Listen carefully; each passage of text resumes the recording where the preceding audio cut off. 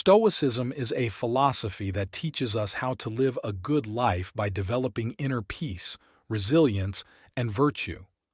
A Stoic morning routine can help you start your day with clarity, focus, purpose, and prepare you for the challenges and opportunities of the day. Before you get out of bed, read this quote from Seneca, one of the most famous Stoics. "We are more often frightened than hurt, and we suffer more in imagination than in reality." This quote reminds you that most of the things you worry about are either not as bad as you think or not even real. It also encourages you to face your fears with courage and reason. So, don't let your mind create imaginary problems or exaggerate real ones. Instead, focus on what you can control and act accordingly. Here are 10 things you should do every morning according to a Stoic routine. Lesson number 1. Reflecting on the day's actions. After you get out of bed, take a few minutes to reflect on the previous day's actions. Ask yourself these questions. What did I do well? What did I do poorly? What can I learn from my mistakes? How can I improve today? This practice helps you to evaluate your progress, learn from your experience, and correct your faults. It also helps you to appreciate your achievements, acknowledge your weaknesses, and cultivate humility.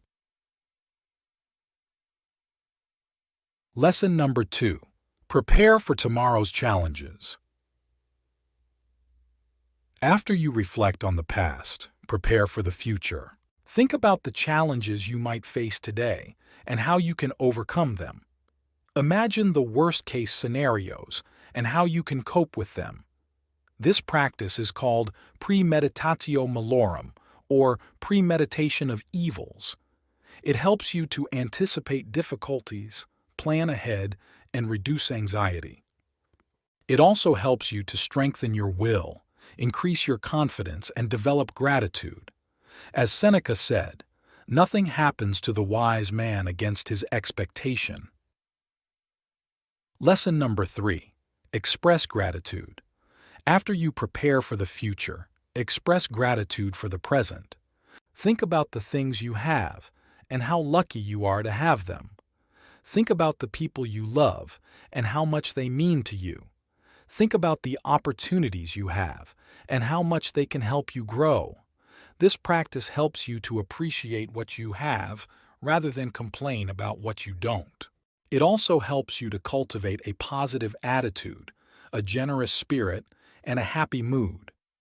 As Marcus Aurelius, the Stoic emperor, said, "When you arise in the morning, think of what a precious privilege it is to be alive, to breathe, to think, to enjoy, to love." Lesson number 4. Read from Stoic texts. After you express gratitude, read from Stoic texts. Choose a book, a letter, or a passage from a Stoic author, and read it carefully. Try to understand the meaning, the context, and the implication of the words. Try to apply the wisdom, the advice, and the example of the Stoic to your own life. This practice helps you to learn from the masters, to enrich your mind, and to inspire your soul. It also helps you to connect with a tradition, a community, and a purpose. As Seneca said, "Associate with people who are likely to improve you. Welcome those whom you are capable of improving." The process is a mutual one. People learn as they teach. Lesson number 5. Disconnect to reconnect. After you read from Stoic texts, disconnect from the world. Turn off your phone, your computer, your TV, and any other device that distracts you from yourself. Spend some time in silence, in solitude, and in nature.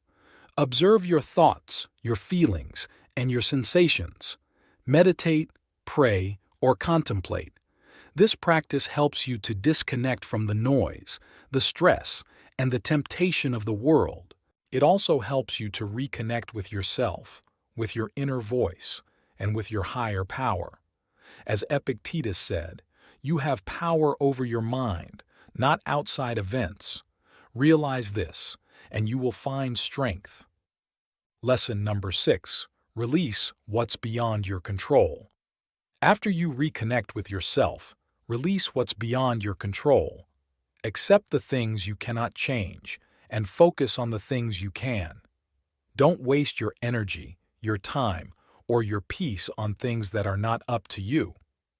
Don't let external events, other people, or random circumstances affect your happiness. This practice helps you to release your attachment, your frustration, and your resentment. It also helps you to embrace your freedom, your responsibility, and your serenity.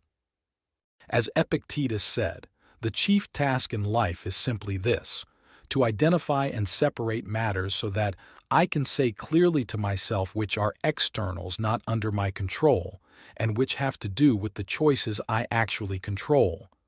Where then do I look for good and evil? Not to uncontrollable externals, but within myself, to the choices that are my own. Lesson number 7. Set intentions for the next day. After you release what's beyond your control, set intentions for the next day. Think about what you want to do, how you want to do it, and why you want to do it. Write down your goals, your plans, and your reasons. Make sure your intentions are aligned with your values, your principles, and your purpose. This practice helps you to set your direction, to organize your actions, and to motivate your efforts. It also helps you to live intentionally, to act virtuously, and to achieve your potential. As Marcus Aurelius said, don't let your imagination be crushed by life as a whole. Don't try to picture everything bad that could possibly happen. Stick with the situation at hand and ask, why is this so unbearable? Why can't I endure it? You'll be embarrassed to answer. Lesson number 8. Embrace discomfort. After you meditate, embrace some discomfort. Do something that challenges you physically, mentally, or emotionally. For example, you can take a cold shower, do some exercise, learn a new skill, face a fear. This practice helps you to train your resilience, your courage, and your self-discipline. It also helps you to break out of your comfort zone, to grow as a person, and to enjoy life more. As Seneca said, it is not because things are difficult that we do not dare. It is because we do not dare that things are difficult. Epictetus also said, difficulties are things that show a person what they are. So, don't be afraid of difficulties. Embrace them as opportunities to grow and learn. Lesson number 9. Practice mindfulness and meditation. Mindfulness is the state of being aware of the present moment, without judgment or distraction. Meditation is a technique to cultivate mindfulness and calm your mind. You can practice mindfulness and meditation by focusing on your breath, your body, or a mantra. These practices can help you reduce stress, anxiety, and negative emotions and increase your focus, clarity, and happiness. As Seneca said, true happiness is to enjoy the present without anxious dependence upon the future. So, don't worry about the past or the future. Just be present and enjoy the moment. Lesson number 10. Practice amor fati, or the love of one's fate.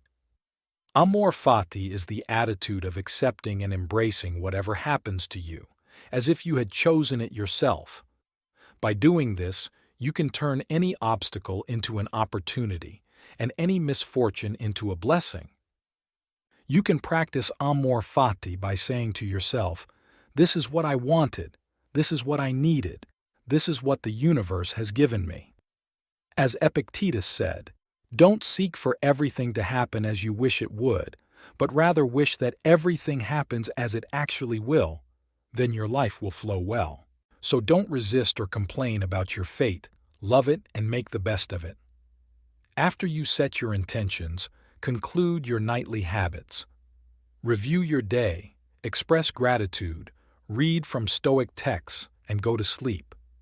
Repeat this routine every morning and every night, and you will see the benefits of Stoicism in your life. You will become more calm, more wise, and more virtuous. You will live a good life according to nature. If you like this video, kindly like and subscribe.